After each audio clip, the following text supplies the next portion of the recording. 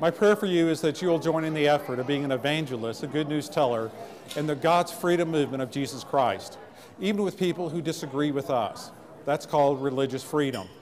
Particularly the life of Christians in general, but Baptists in particular, have emphasized the importance of religious freedom.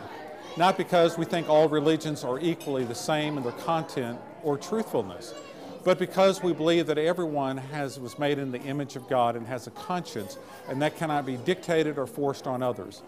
Particularly in this day of which we live as a global village and religious extremism, it requires then followers of Christ in particular, and actually people of all religious faiths, to join together in a common effort.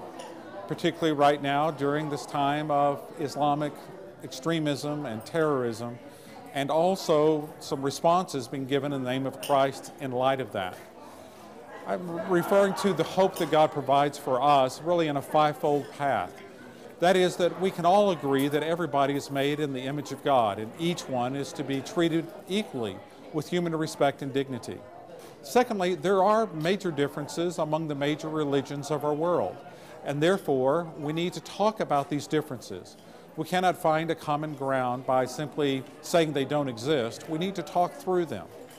Thirdly, we still have some important values that we can share in common, and we're to work towards these values, share together in a common effort, such as the sanctity of human life and the care of God's creation. And fourthly, we're to commit a free marketplace for people of all religious faith or no religious faith.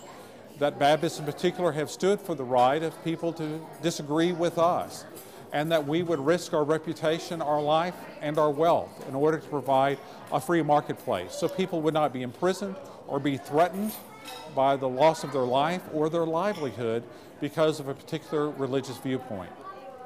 And fifthly, that frees us up then to passionately share the promise of Jesus Christ with others. Consequently, Christians are to be leading the cause to talk intelligently and passionately about the uniqueness of Jesus Christ with people of other religious spectrums and faith, while also protecting those rights for others who may disagree with us.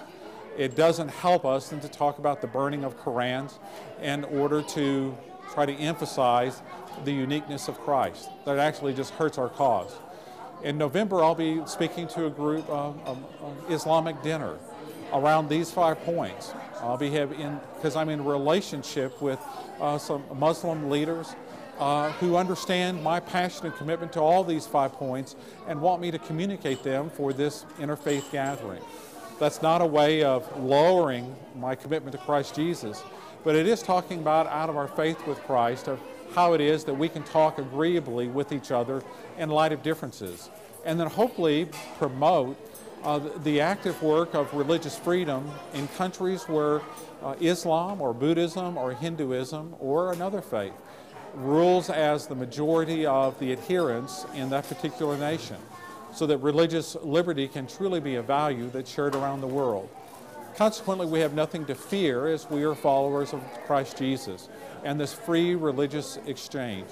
For Jesus said, I have come to show you the way, a way of freedom and truth that enables us to show that way for others.